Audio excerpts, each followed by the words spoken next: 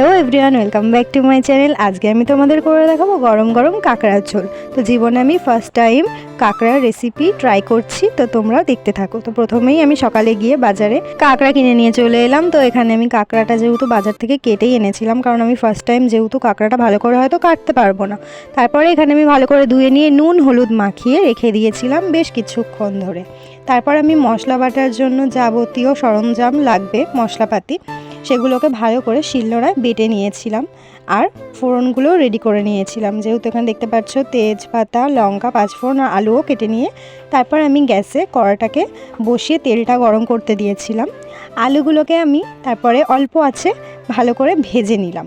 ভেজে নেওয়ার পরে আমি এখানে কাঁকড়াগুলোকে একে একে ভেজে নেব। তো প্রথমেই আমি একটা একটা করে কাঁকড়া এখানে দিয়ে দিচ্ছিলাম ভাজার জন্য।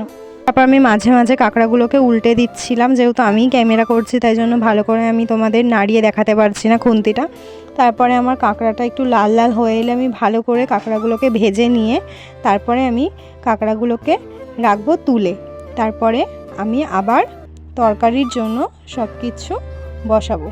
তো দেখতে থাকো তোমরা, আর চ্যানেলে নতুন হয়ে থাকলে অবশ্যই সাবস্ক্রাইব করে দিয়ে যেও। তারপর আমার কাঁকড়া ভাজা কমপ্লিট। এখানে আমি তেলে তেজপাতা, শুকনো লঙ্কা, পাঁচফোড়ন আর অল্প করে চিনি দিয়ে দিচ্ছিলাম। তারপরে এখানে দেখো, এরপরে আমি দিয়ে দেব এর মধ্যে পেঁয়াজ, যে পেঁয়াজগুলো আমি কেটে রেখেছিলাম। তারপরে এখানে আমি ভালো করে এগুলোকে একটু অল্প করে ভাজবো। তো ভাজা আমার এখানে হয়ে গেছে। এরপর আমি যে শিলে মশলাটা করেছিলাম সেই মশলাটা আমি এখানে দিয়ে ভালো করে মশলাটাকে কষাবো। কষানোর পরে আমি যে আলুগুলো ভেজেছিলাম সেগুলোও দিয়ে দিলাম একে একে। তারপরে দেওয়ার পরে আমি মশলার সাথে আলুগুলোকে ভালো করে কষাতে থাকবো। তারপরে আমি এখানে নুন হলুদ পরিমাণ মতো, তোমরা যেরকম যে খাও সেভাবেই দেবে। আমি যতটুকু প্রয়োজন মনে করেছি ততটুকু দিয়েছি।